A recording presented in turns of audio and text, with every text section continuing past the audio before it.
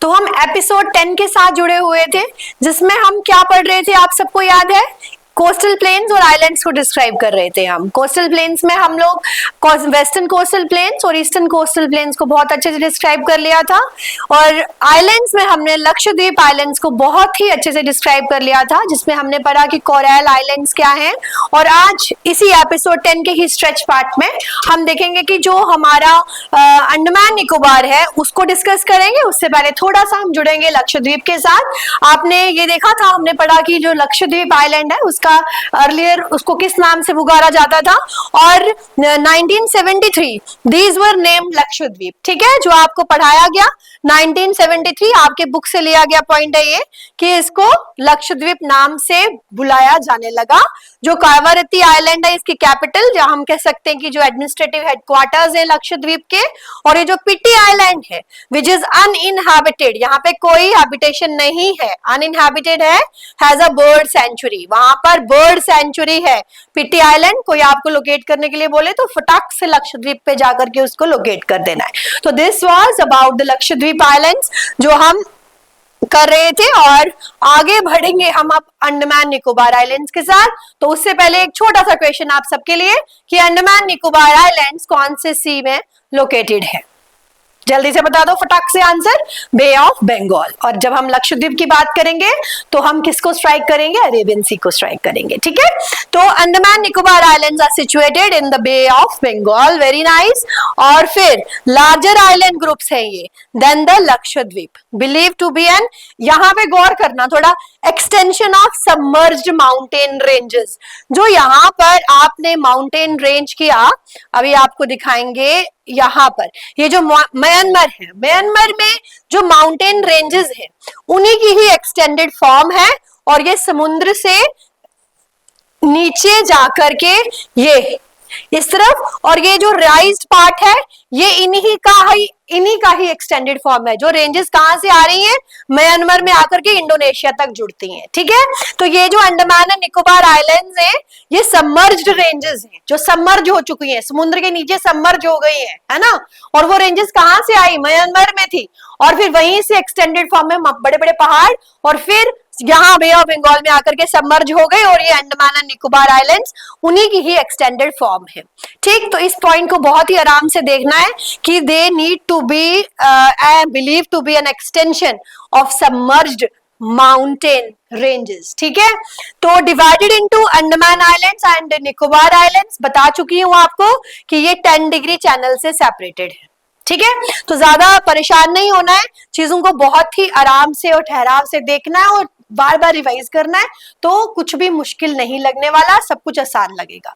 तो important features, islands are rich in natural vegetation. जब हम अंडमान एंड निकोबार की बात करते हैं, जब हम लक्षद्वीप की बात कर रहे थे तो मैंने कहा वो कोरल आइलैंड से, और जब हम अंडमान एंड निकोबार की बात करेंगे तो वो कैसे हैं? They are rich in natural vegetation. उसमें क्या है? वनस्पति ज्यादा है, वाइल्ड लाइफ, जंगली जानवर, ये सब ज्यादा वेजिटेशन है और ज्यादा वाइल्ड लाइफ है। कहां पर?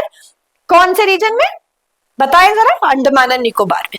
These islands lie closer to the equator. अब ये islands India size and location जब किया था, इक्वेटर कौन सी डिग्री पे है? 0 डिग्री पर है, और ये इक्वेटर के पास है ना। और जब इक्वेटर के पास है तो यहाँ का टेम्परेचर कितना है? इक्वेटोरियल क्लाइमेट है। ठीक है, गर्मी ज्यादा है, मॉइस्चर है, हैवी रेनफॉल होती है, तो experience an equatorial climate, warm temperature है, सीधी धूप पड़ रही है ना। तो ये सारी प्रॉपर्टीज इस इक्वेटोरियल क्लाइमेट की हैं कि रेन भी ज्यादा हो रही है वहां पे, मॉइस्चर भी ज्यादा हो रहा है, और वहां पर गर्मी भी ज्यादा है। ठीक है, and have thick forest cover, और यहाँ पर कैसा है? वेजिटेशन भी क्या है? ज्यादा है, फॉरेस्ट कवर बहुत ज्यादा है, वेजिटेशन ज्यादा है, क्योंकि बारिश ज्यादा हो रही है, डेंस जंगल है, घने जंगल है पूरे रीजन में। ठीक, तो this was about the islands of Andaman and Nicobar. अब यहाँ पर एक आपके बुक में डू यू नो का क्वेश्चन है कि आपको क्या पता है कि इंडिया का जो ओनली एक्टिव वॉल्केनो है वो बैरन आइलैंड, वो Andaman and Nicobar island group में सिचुएटेड है? Do you know? क्या पता है आपको? अगर नहीं भी पता तो अब पता चल गया होगा कि जो एक्टिव वॉल्केनो, जो कैसा वॉल्केनो है? एक्टिव वॉल्केनो है, वो वॉल्केनो जहां पे ज्वालामुखी फटता जा रहा है, जो अपने प्रॉपर्टीज में कैसा है, एक्टिव है। वो जो एक्टिव वॉल्केनो है वो इसी बैरन आइलैंड में, जो आइलैंड अंडमान एंड निकोबार में है, इसी ग्रुप में ये ओनली एक्टिव वॉल्केनो है इंडिया का। ओनली सिर्फ यही एक ऐसा वॉल्केनो है जो एक्टिव है, क्योंकि कुछ वॉल्केनोज खत्म हो जाते हैं, एक्सटिंक्ट हो जाते हैं, कुछ वॉल्केनोज कैसे होते हैं, डोरमेंट होते हैं, और कुछ वॉल्केनोज कैसे होते हैं, एक्टिव होते हैं। तो ये वाला जो वॉल्केनो है वो एक्टिव है, आप कभी भी जाओ तो वहां से वॉल्केनो इरेप्ट हो सकता है, ओनली एक्टिव वॉल्केनो है इंडिया का।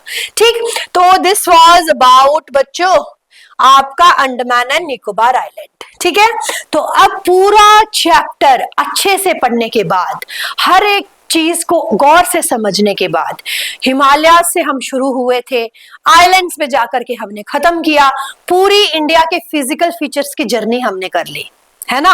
कब हम पहाड़ों से शुरू हुए, माउंटेन्स पढ़ना स्टार्ट किया था, माउंट एवरेस्ट पे मैम आपको लेकर के गई, चलते चलते नॉर्दर्न प्लेन्स में आए हम, फिर हमने पूरा प्लेट्यू हमने पूरा पढ़ डाला, फिर हम जाकर के इंडियन डेजर्ट में पहुंच के हमें गर्मी फील हुई, लूनी रिवर से मिल करके आए, है ना। उसके बाद चलते चलते मन किया तो समुद्र बीच पे भी मैम आपको लेके गई, वहां पे जाकर के हम इस तरफ हमने वेस्टर्न कोस्ट में बैठे, फिर हम ईस्टर्न कोस्ट में बैठे, फिर आपने जिद की कि हमने आइलैंड्स में जाना है, तो हम आइलैंड्स में भी चल पड़े। पूरी इंडिया के फिजिकल फीचर्स की जर्नी हमने की, और हमने ये देखा कि इंडिया एक डाइवर्स, फिजिकली जो है वो डाइवर्स कंट्री है, जिसमें इतनी विभिन्नताएं हैं, और हर एक विभिन्नता के साथ विशेषताएं भी हैं, और हम सब आपस में क्या हुए हैं, जुड़े हुए हैं, है ना। जिसमें हमने इंडिया साइज एंड लोकेशन और फिजिकल फीचर्स ऑफ इंडिया को पूरा डिटेल डिस्क्राइब कर लिया। अब बारी आती है आपके एक्सरसाइज की, कि हम रिकैप्चुलेट करेंगे एक्सरसाइज से कि हमको कितना समझ आया, क्या समझ आया, क्या हम इस काबिल बन गए, सक्षम हैं कि हम अपने क्वेश्चन आंसर्स कर सकें। तो प्यारे बच्चों, अब हम जुड़ेंगे रिकैप्चुलेशन के साथ, एक्सरसाइज के साथ, बिकॉज क्वेश्चंस हमें जज करेंगे हमने कितना समझा, कैसे समझा, किस पॉइंट पे हमको और गौर करने की जरूरत है। तो चलते हैं हम एक्सरसाइज की तरफ, जिसमें से आधे क्वेश्चंस हम पहले ही डिस्कस कर चुके हैं रिकैप्चुलेशन फेजेस, जब हमने अलग अलग चैप्टर्स को, सॉरी टॉपिक्स को पढ़ा, उसके साथ ही जहां तक हो पाएगा हम इसको पूरा दोबारा से एक्सप्लेन करेंगे और देखेंगे कि हमने क्या छोड़ा है और किस चीज पे हमने ज्यादा कमांड की है। A landmass bounded by sea on 3 sides is referred to as, मुझे लगता नहीं है कि इसको दोबारा पढ़ने की जरूरत है, क्योंकि आंसर आप सबके जहन में आ चुका है, that is the peninsula. 3 sides लिखा है, अगर ये यहाँ पर 3 की जगह वो हमें 4 दे देता, तो हम ऑल साइड्स दे देता, तो हम कर देते आइलैंड। समझे? Mountain ranges in the eastern part of India, अब यहाँ पे बात आ रही है ईस्टर्न पार्ट की, इस तरफ है ना, इस तरफ इंडिया यहाँ है अगर, तो इधर वाला portion forming the boundary with Myanmar are collectively called, बताया है मैंने आपको। स्ट्रेच, जब माउंटेन स्ट्रेच पड़ा था, यहां से मैंने आपको बोला था कि इस तरह से हो जाता है। तो कौन से पहाड़ थे वो?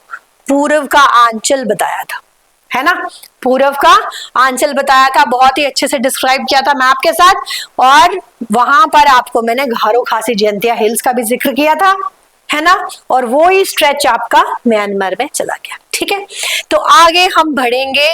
Western coastal strip, western coastal strip south of Goa is referred to as, बताएं जरा, कोरोमंडल है, कोंकण है, कन्नड़ है, या नदन सरकार है? बताएं इसमें से क्या होगा। साउथ ऑफ गोवा की बात आ रही है, तो सबसे पहले ऊपर कौन सी थी, और ये आ जाएगी आपकी कन्नड़ कोस्ट।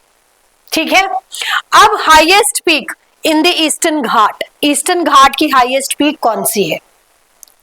ईस्टर्न घाट की हाईएस्ट पीक कौन सी है? बिगिनिंग में भी आपको मैंने जब ये एपिसोड स्टार्ट किया था क्वेश्चन पूछा था, महेंद्रगिरी इसकी हाईएस्ट पीक है। तो ये आपके ऑब्जेक्टिव हैं, आपकी टेक्स्ट बुक से लिए गए हैं। आई होप कि आप इसको करने में सक्षम हैं। अब डिस्टिंग्विश में हमारे पास क्या क्या आ रहा है?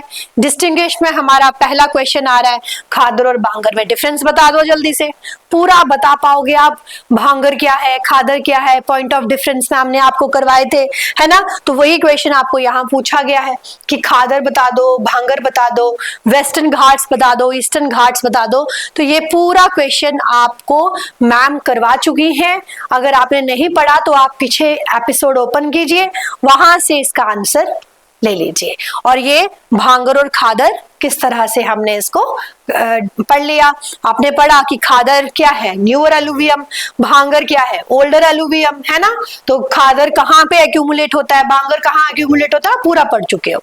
फिर वेस्टर्न घाट्स और ईस्टर्न घाट्स की जब हम बात करते हैं तो वेस्टर्न घाट्स कहाँ है, ईस्टर्न घाट्स कहाँ है, इनकी कैसी डिवीजन है, क्या वहां पे माउंटेन्स से रिवर्स निकल रही है, उधर से कौन सी रिवर्स निकल रही है, कैसा इनका वेजिटेशन है, ये सारा हम आपको डिस्क्राइब कर चुके हैं, है ना? तो what are the major physiographic divisions of India? India की मेजर फिजियोग्राफिक डिविजन्स कौन सी हैं? आई नो कि आप सब इसका आंसर दे पा रहे हो। Contrast the relief of Himalayan region with that of the peninsular plateau. आपको हिमालयन रीजन को और पेनिनसुलर को बताना है कि उसका रिलीफ, उसके जो लैंडफॉर्म्स है, रिलीफ है वहां का, वो कैसे अलग अलग है। तो हिमालयन तो स्नो लेडन माउंटेन पीक्स है, क्या peninsular plateau snow laden mountain peak है? नहीं है। तो अब हमने हिमालयन रीजन में और क्या देखा, यंग फोल्ड माउंटेन्स है, ये हमारा ओल्डेस्ट लैंडमास है ना? अब यहाँ पर जो रॉक्स हैं वो कैसी, सेडिमेंट्री और मेटामॉर्फिक है, और यहाँ पर आपको कैसे मिल रहा है, मेटामॉर्फिक और इग्नियस रॉक्स की कंपोजिशन मिल रहा है ना? तो ये हमारा रिलीफ पर हमने डिफरेंस आपको बताना है। Give an account of the northern plains of India. अब नेक्स्ट क्वेश्चन आपको आ जाता है कि अकाउंट बताना आपको नदर्न प्लेन्स ऑफ इंडिया को, ठीक है?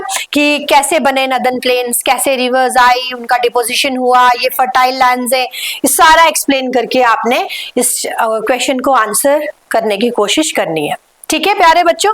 तो अब हम चलते हैं आगे क्वेश्चन की तरफ प्यारे बच्चों। जो हमारा नेक्स्ट क्वेश्चन है, what is the Babar? Bhabar और तराई रीजन हमने पढ़ा है, ये क्वेश्चन हम पहले भी पढ़ चुके हैं। Name the 3 major divisions of the Himalayas from north to south, ये क्वेश्चन भी आपको मैं करवा चुकी हूँ।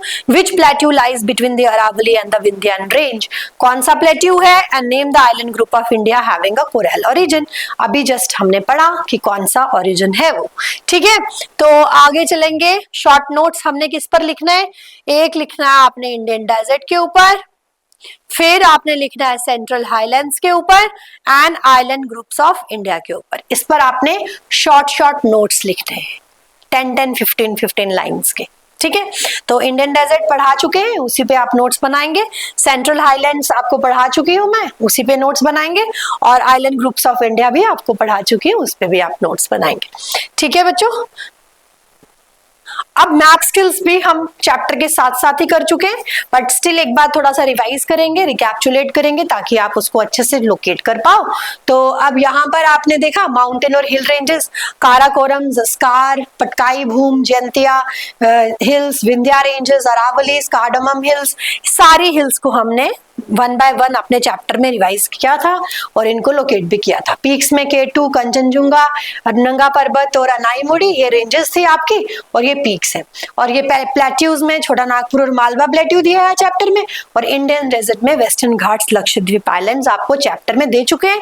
और इनकी लोकेशन जब हमने इस चैप्टर को पढ़ा है बहुत अच्छे से, तो वहां पर हमने इनकी डिस्क्रिप्शन भी दी है, ठीक है? तो हम ये सारा टॉपिक जो है हमने बहुत ही अच्छे से इस चैप्टर को बिल्कुल हम डिटेल में हम कर चुके हैं।